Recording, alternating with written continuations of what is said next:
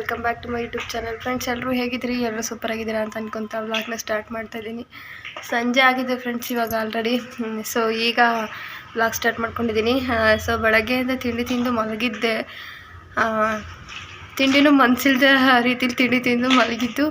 ಇವಾಗ ಎದ್ದಿದ್ದೀವಿ ನಾನು, ನನ್ನ ಮಗ ಆಟಾಡ್ತವನೆ. ನನ್ನ ಮಗಂದು ಸ್ನಾನ ಇಲ್ಲ ಇವತ್ತು, ಏನಿಲ್ಲ, ಹಂಗೆ ಸುಮ್ಮನೆ ಮಲಗಿಬಿಟ್ವು. ಸಖತ್ತು ಬೇಜಾರಾಯಿತು ಫ್ರೆಂಡ್ಸ್ ಇವತ್ತು, ಮನಸ್ಸೇ ಇಲ್ಲ ನನಗೆ. ಸಿಕ್ಕಾಬಟ್ಟೆ ಬೇಜಾರು, ಕಣ್ಣೆಲ್ಲ ಉರಿತಾ ಇದೆ ನಂಗೆ ಇನ್ನು.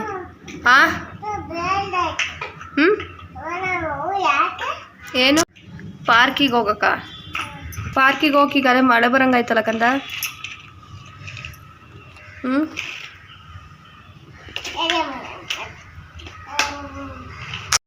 ಏನು ಅಡುಗೆ ಮಾಡಿದ್ವು ಫ್ರೆಂಡ್ಸ್? ಬೆಳಗ್ಗೆ ಪುಳಿಯೋಗರೆ ಮಾಡಿದ್ದು.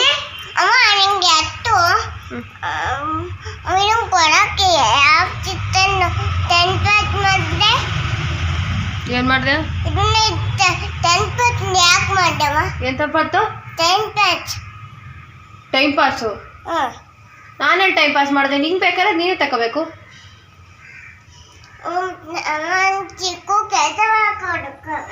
ಅಪ್ಪ, ಚಿಕ್ಕು ಕೆಲಸ ಮಾಡೋಕ್ಕಾಗ? ಹಂಗಾರೆ ಬಟ್ಟೆ ತೊಳ್ಕೊಡು, ಪಾತ್ರೆ ತೊಳ್ಕೊಡು, ಎಲ್ಲ ನೀನೇ ಮಾಡಿಕೊಡು.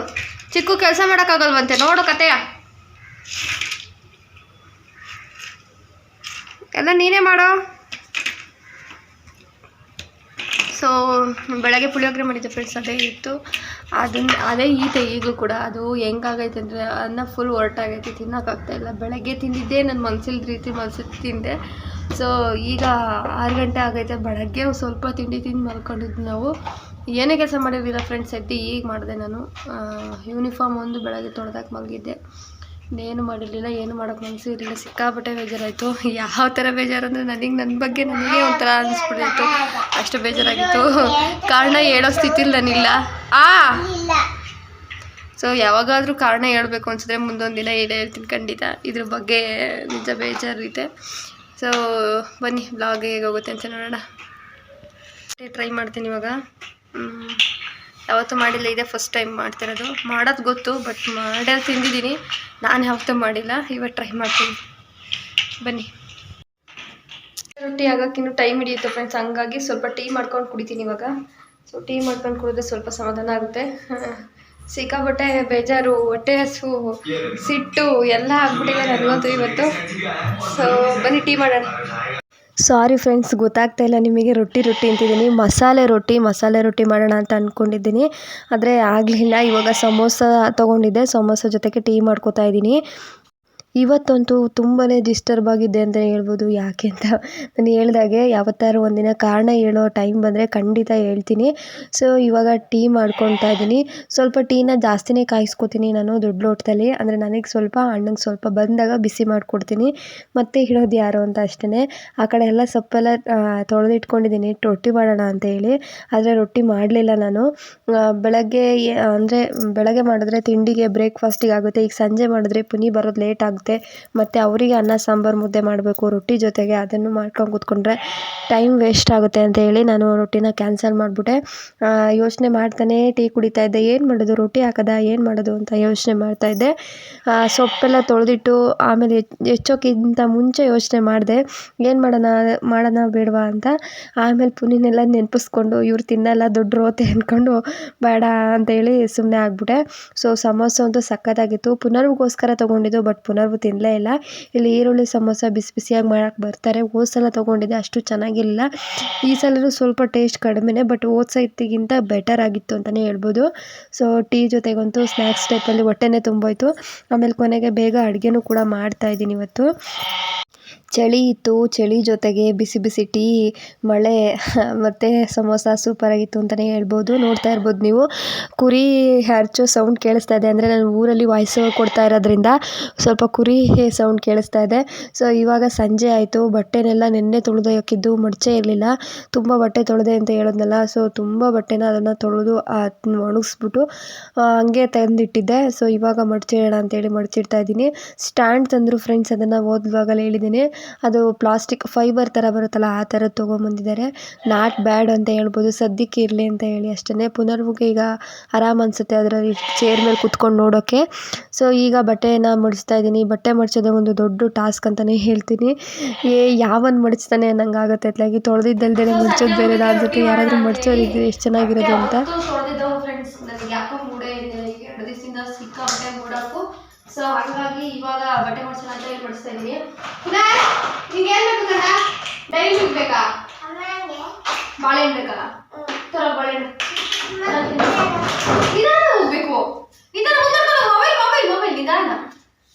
ಸೊ ಅದಕ್ಕೆ ಸಂಜೆ ಊಟಕ್ಕೆ ಮಾಡಿದ್ರಾಯ್ತು ಅಂತ ಹೇಳಿ ಇದು ಮಾಡ್ತಾ ಇದ್ದೀನಿ, ಬಟ್ಟೆ ಮಡ್ಸಿದ್ದೀನಿ. ಅದ್ಲಾಗಿ ಸಂಜೆ ಊಟಕ್ಕೆ ರೊಟ್ಟಿ ಮಾಡ್ಬಿಟ್ಟು ಮಸಾಲೆ ರೊಟ್ಟಿ ಮಾಡಿ ಚಟ್ನಿ ಮಾಡಿದ್ರೆ ಎಲ್ಲರಿಗೂ ಆಗುತ್ತೆ ಅಂತ ಅನ್ಕೊಂಡಿದ್ದೀನಿ. ವಾ ನನ್ನ ಕ್ಯಾಮ್ರಾ ಒಂದು ಗತಿ ಕಾಣಿಸ್ತಾನೆ ಫ್ರೆಂಡ್ಸ್. ಇವರು ಮೊದಲೇ ಅವ್ರ ಅಪ್ಪ ಹೇಳೋರೆ, ನಿಮ್ಮ ಪಪ್ಪ ಏನಂತ ಹೇಳಿದ ಗೊತ್ತಾ? ಏನಂತ ಹೇಳಿದಾರೆ ನನಗೆ? ನಂಗಂಚೂರು ಮುದ್ದಿ ತಾನೆ. ವಾವ್ ಚೆನ್ನಾಗಿದೆ. ಅದಕ್ಕೆ ಅವ್ರ ಪಪ್ಪ ಹೇಳಿದಾರೆ, ಇದು ಕಳ್ಕೊಂಡ್ರೆ ಇನ್ನು ಕೀಪ್ಯಾಡೇ ಗತಿ ಅಂತ. ಇದು ತಗೊಂಡು ಈ ಫೋನ್ ತಗೊಂಡು ಇದು 5 ವರ್ಷ ತುಂಬಿ 7 ವರ್ಷ ಫ್ರೆಂಡ್ಸ್. ಇವಾಗ 7 ವರ್ಷ ಶರ್ಟ್ಗಳನ್ನ ನೇತಾಕ್ತೀನಿ ಹಂಗಾರಿಗೆ. ಹಂಗಾಗಿ ಮಿಕ್ಕಿದವೆಲ್ಲ ಮಡ್ಚಿರ್ತೀನಿ ಫ್ರೆಂಡ್ಸ್. ಮಡ್ಚಿ ನನ್ನವು ಪುನಃ ಮಾತ್ರ ಮಡಿಸ್ತೀನಿ. ಇನ್ನೆಲ್ಲ ಅವರಿಬ್ಬರನ್ನು ಹೆಂಗೆ ನೇತಾಕ್ತೀವಿ. ಪುನರ್ವು ಅಂತೂ ಯಾವಾಗಲೂ ನಾನು ವ್ಲಾಗ್ ಮಾಡಬೇಕಂತೂ ನನ್ನ ಫೋನ್ ಹತ್ರನೇ ಬರ್ತಾ ಇರ್ತಾನೆ. ಎಲ್ಲಿ ಆ ಟ್ರೈಪೋಡ್ ಬೇರೆ ವೆಯ್ಟ್ ಇಲ್ಲ, ಎಲ್ಲಿ ಬಿದ್ದೋಗುತ್ತೋ ಅಂತ ಭಯ ಆಗ್ತಾ ಇರುತ್ತೆ. ಯಾಕಂದರೆ 5 ವರ್ಷದಿಂದ ಇಟ್ಕೊಂಡಿದ್ದೀನಿ ಈ ಮೊಬೈಲನ್ನು. ಪುನಿ ಹೇಳ್ತಾ ಇರ್ತಾರೆ, ಹಿಂಗೆ ಮಾಡ್ತಾ ಇರೋ, ತಂದ್ಕೊಡ್ತೀನಿ ನಿಂಗೆ ಕೀಪ್ಯಾಡು ಅಂತ ಹೇಳ್ತಿರ್ತಾರೆ. ಅಂದರೆ ಅವ್ರ ಎದುರಿಗೆ ಒಂದೊಂದು ಸಲ ಟ್ರೈಪೋಡ್ಗೆ ಹಾಕೋಕೆ ಹೋಗಿ ಬಿದ್ದೋಗ್ಬಿಟ್ಟಿರುತ್ತೆ ಫೋನು. ಎಷ್ಟು ಟೆಂಪರ್ ಗ್ಲಾಸ್ ಒಡೆದೋಗಿದೆ ಅಂದರೆ ಹೇಳೋಕ್ಕಾಗಲ್ಲ, ಅಷ್ಟು ವಿಚಿತ್ರವಾಗಿ ಒಡೆದೋಗೈತೆ. ಹೆಂಗೋ ಅದನ್ನು ಮೇಂಟೈನ್ ಮಾಡಿಕೊಂಡು ವ್ಲಾಗ್ ಮಾಡ್ಕೋತಾ ಇದ್ದೀನಿ. ಅಂಥದ್ರಲ್ಲಿ ಎಲ್ಲಿ ಕುತ್ತಿಗೆಗೆ ತಂದುಬಿಡ್ತಾನೋ ಅಂತ ಭಯ ಆಗುತ್ತೆ. ಅಷ್ಟು ಹತ್ರಕ್ಕೆ ಬಂದು ಮೊಬೈಲ್ ಮುಟ್ಟೋದು ಅಥವಾ ಟ್ರೈಪೋಡ್ ಮುಟ್ಟೋದು ಈ ಥರ ಮಾಡ್ತಾ ಇರ್ತಾನೆ. ಅಪ್ಪ ಬೈದಲ್ಲೇ ವ್ಲಾಗ್ ಮಾಡ್ತೀನಿ ನಾನಂತೂ. ಫೈನಲಿ ಏನು ಅಡುಗೆ ಮಾಡೋದು ಅಂತ ಯೋಚನೆ ಮಾಡಿ ತರಕಾರಿ ಸಾಂಬಾರು ಮಾಡೋಣ ಅಂತೇಳಿ ಯೋಚನೆ ಮಾಡಿದೆ. ಏಕೆಂದರೆ ತರಕಾರಿ ಇದೆ. ಸೊ ತರಕಾರಿ ಸಾಂಬಾರು ಮಾಡಿಬಿಡೋಣ, ತುಂಬ ದಿನ ಆಯಿತು ಅಂತ ಅಂದ್ಕೊಂಡೆ. ಸೊಪ್ಪಿನ ಸಾರು ಅದು ಇದು ಮಾಡಿದ್ದೇ ಆಯಿತು. ಇವತ್ತು ತರಕಾರಿ ಸಾಂಬಾರು ಮಾಡೋಣ, ಮಿಕ್ಸ್ ತರಕಾರಿ ಮತ್ತು ಬೇಳೆಕಾಳು ಹಾಕಿ ಮಾಡೋಣ ಅಂತ ಅಂದ್ಕೊಂಡಿದ್ದೀನಿ. ಸರಿ ಅಂತ ಹೇಳಿ ಬಟ್ಟೆ ಮಡ್ಚಿಟ್ಟೆ. ಶರ್ಟ್ಗಳೆಲ್ಲ ನಾನು ನೇತಾಕ್ತೀನಿ. ಸೊ 2 ಬ್ಯಾಗ್ ಮಾಡ್ಕೊಂಡಿದ್ದೀನಿ. ಒಂದು ಪುನರ್ವನ್ ಬಟ್ಟೆಗಳಿಡ್ತೀನಿ, ಇನ್ನೊಂದು ಬ್ಯಾಗಲ್ಲಿ ನನ್ನ ಬಟ್ಟೆಗಳಿಡ್ತೀನಿ. ಸೊ ಗಾಡ್ರೇಜ್ ತೊಗೋಬೇಕು ಇವಾಗ ಸದ್ಯದಲ್ಲೇ ತಕ್ಕೊಡ್ತೀನಿ ಅಂತ ಹೇಳಿದ್ದಾರೆ ಪುನಿ. ಪೇಮೆಂಟ್ ಆದರೆ ಈ ತಿಂಗಳು ಪಕ್ಕ ತಗೋತೀವಿ. ಸುಮ್ಮನೆ 2 ವಸ್ತುಗಳು ಏನಕ್ಕೆ ಅಂತ ಅಂದ್ಕೊತೀವಿ ನಾವು. ಅಂದರೆ ಬೇಕೇ ಬೇಕಲ್ವ, ಅವಶ್ಯಕತೆ ಇರೋದನ್ನು ಮಾತ್ರ ತೊಗೋತಿದ್ವಿ. ಊರಲ್ಲೆಲ್ಲ ಇದೆ. ಸೊ ಫ್ರೆಂಡ್ಸ್, ರೊಟ್ಟಿ ಹಾಕೋಣ ಅಂದ್ಕೊಂಡೆ, ರೊಟ್ಟಿ ಕ್ಯಾನ್ಸಲ್ ಮಾಡಿದೆ. ಇವಾಗ ಸಾಂಬಾರಿಗೆ ರೆಡಿ ಮಾಡ್ಕೊಂಡಿದ್ದೀನಿ. ತರಕಾರಿ ಇದಕ್ಕೆ ಬೇಳೆ ಕಾಳುಗಳು ಹಾಕ್ತೀನಿ. ಸೊ ಖಾರಕ್ಕೂ ರೆಡಿ ಮಾಡ್ಕೊತಾ ಇದ್ದೀನಿ. ಈ ಕಡೆ ಈರುಳ್ಳಿ ಹೆಚ್ಚಿಟ್ಕೊಂಡಿದ್ದೀನಿ. ಕಾಯಿ ಕೂಡ ಹಾಕ್ತೀನಿ. ಕಾಯಿ ಖಾರ ಸಾಂಬಾರೆಲ್ಲ ಹಾಕಿ ಮಾಡ್ತೀನಿ ಕಂಡೆ. ಆಮೇಲೆ ಮನಸ್ಸು ಬದಲಾಯಿತು. ಅಂದರೆ ಪುನಿ ಬರ್ತಾರಲ್ವ, ಅವರು ತಿನ್ನಲ್ಲ ರೊಟ್ಟಿನ ಅಷ್ಟೊತ್ತಿನಲ್ಲಿ. ಹಂಗಾಗಿ ಅತ್ಲಾಗಿ ಏನೇನು 2 ಥರ 3 ಥರ ಮಾಡೋದು ಅಂತ ಅತ್ಲಾಗಿ ಕ್ಯಾನ್ಸಲ್ಲೇ ಮಾಡಿದೆ. ಅತ್ಲಾಗಿ ಈಗ ಸಾಂಬಾರು ಮಾಡಿ ಮುದ್ದೆ ಅನ್ನ ಮಾಡ್ತೀನಿ. ಸೊ ತರಕಾರಿ ಎಲ್ಲ ಹೆಚ್ಚಿಟ್ಕೊಂಡಿದ್ದೀನಿ. ಸೊ ಸಾರು ಮಾಡ್ತೀನಿ ಈಗ. ಹೆಣ್ಮಕ್ಳಿಗೆ ಅತಿ ದೊಡ್ಡ ತಲೆನೋವು ಅಂತಂದರೆ ಏನು ಅಡುಗೆ ಮಾಡೋದು, ಏನು ಸಾರು ಮಾಡೋದು ಅಂತ. ಅದೇ ನನಗೂ ತಲೆನೋವು. ಈಗ ಫೈನಲಿ ಮಿಕ್ಸ್ ಕಾಳು ಮತ್ತು ತರಕಾರಿನೆಲ್ಲ ಹೆಚ್ಚಿ ಹಾಕಿದೆ. ಈಗ ಟೊಮೊಟೊ ಹಾಕ್ತಾಯಿದ್ದೀನಿ. ಖಾರಕ್ಕೆ ಈರುಳ್ಳಿ, ಕಾಯಿ, ಖಾರ ಸಾಂಬಾರ, ಸ್ವಲ್ಪ ಹುಣಸೆಹಣ್ಣು ಹಾಕ್ಕೊಂಡು ರುಬ್ತಾಯಿದ್ದೀನಿ. ಹುಣಸೆಹಣ್ಣು ನಾನು ಹಾಕಿಲ್ಲ, ಇಲ್ಲಿ ಕಾಣಿಸ್ತಾ ಇಲ್ಲ.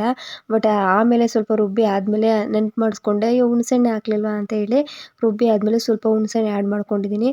1.5 ಸ್ಪೂನಷ್ಟು ಖಾರದ ಪುಡಿ ಹಾಕ್ಕೊಂಡಿದ್ದೀನಿ. ಈಗ ಸ್ವಲ್ಪ ಕಾಳುಗಳನ್ನು ಹಾಕ್ಕೋತೀನಿ, ಯಾಕೆಂದರೆ ಕನ್ಸಿಸ್ಟೆನ್ಸಿ ಚೆನ್ನಾಗಿ ಬರಲಿ ಗಟ್ಟಿಗೆ ಅಂತ ಹೇಳಿ ಅಷ್ಟೇ. ಕಾಳು ಹಾಕ್ಕೊಂಡ್ರೆ ರುಚಿ ಕೂಡ ತುಂಬ ಚೆನ್ನಾಗಿರುತ್ತೆ.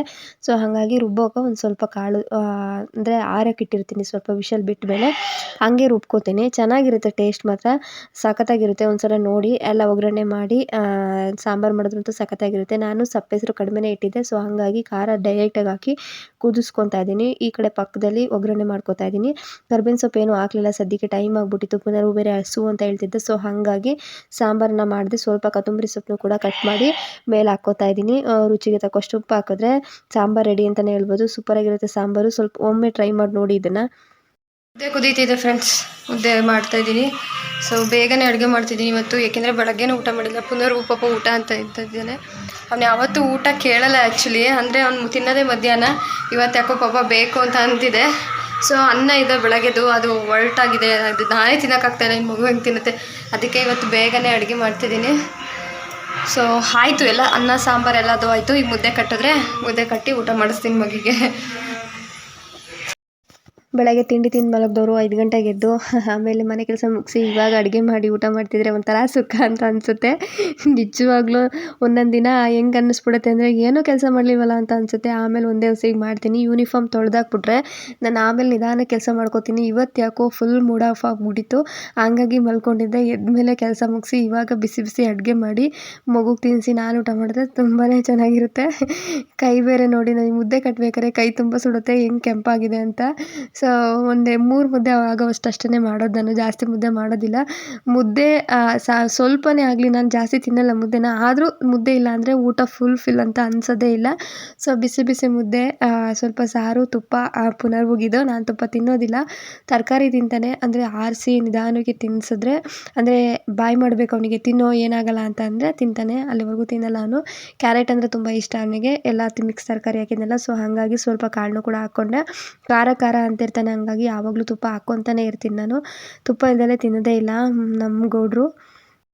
ಸೊ ಫೈನಲಿ ಊಟ ಎಲ್ಲ ಮುಗಿಸ್ದೆ, ಅವ್ನ ಕೈಲೇ ತುಂಬಿಸ್ತಾ ಇದ್ದೀನಿ. ತುಂಬ ಚೆಲ್ಲಾಡ್ತಾನೆ ಫ್ರೆಂಡ್ಸ್. ನಾನು ಎಷ್ಟು ಅಂತ ಎತ್ತಿಡೋಣ, 4-5 ಸತಿ ಎತ್ತಿಡ್ತೀನಿ. ಆಮೇಲೆ ಲಾಸ್ಟಿಗೆ ಅವ್ನಿಗೆ ಗದ್ರಿ ತುಂಬಿಡು ಅಂತ ಅಂದಾಗ ಒಂದ್ಸಲ ತುಂಬಿಡ್ತಾನೆ, ಮತ್ತೆ ಚೆಲ್ಲೋದಿಲ್ಲ. ಸೊ ಹಂಗಾಗಿ ಇವಾಗ ಅಲ್ಲೇ 10:30 ಮೇಲೆ ಆಯಿತು. ಇವತ್ತು ಅಡುಗೆ ಮಾಡಿದ್ದೀನಿ, ಇವತ್ತೇ ವಿನಿ ಬಂದಿಲ್ಲ. ತುಂಬ ಹುರಿದೋಯ್ತು ನನಗಂತೂ. ಅಡುಗೆ ಮಾಡಿದ್ಮೇಲೆ ಬರಲ್ಲ ಅಂದರೆ ನನಗಂತೂ ಸಿಕ್ಕಾಪಟ್ಟೆ ಸಿಟ್ಟು ಬರುತ್ತೆ. ಇಲ್ಲಾಂದರೆ ಹೆಂಗೋ ಇರೋದ್ರಲ್ಲಿ ಮ್ಯಾನೇಜ್ ಮಾಡಿಕೊಂಡು ಏನಾದರೂ ಪ್ಲ್ಯಾನ್ ಮಾಡ್ಕೋತೀನಿ. ಅವ್ನು ಬರ್ತಾನೆ ಅಂತಲೇ ಅಡುಗೆ ಮಾಡಿದ್ದೆ. ಪುನಿ, ನಾನು, ಮಗು 3 ಜನ ಇದ್ದರೆ ಏನಾದರೂ ಪ್ಲ್ಯಾನ್ ಮಾಡ್ಕೋಬೋದು. ಅವ್ನು ಬರ್ತೀನಿ ಅಂತ ಹೇಳಿದ ಅಂತೇಳಿ ಅಡುಗೆ ಮಾಡಿದ್ರೆ ಕೊನೆಗೆ ಬರಲ್ಲ ಅಂತ ಹೇಳ್ದ. ಇವತ್ತಿನ ವ್ಲಾಗು ಕೂಡ ಇಷ್ಟೇ. ಪುನಿ ಇನ್ನೇನು ಆನ್ ದಿ ವೇ ಬರ್ತಾ ಇದ್ದೀನಿ ಅಂತ ಅಂದರು. ಇವತ್ತಿನ ವ್ಲಾಗ್ ಕೂಡ ಇಷ್ಟೇ ಫ್ರೆಂಡ್ಸ್. ಯಾರಿಗೆಲ್ಲ ಈ ವ್ಲಾಗ್ ಇಷ್ಟ ಆಯಿತು ದಯವಿಟ್ಟು ಒಂದೇ ಲೈಕ್ ಮಾಡಿ, ಶೇರ್ ಮಾಡಿ, ಸಬ್ಸ್ಕ್ರೈಬ್ ಆಗೋದನ್ನು ಮರಿಬೇಡಿ. Thank you for watching. ಸಿಗ್ತೀನಿ ಮುಂದಿನ ವ್ಲಾಗ್ನೊಂದಿಗೆ.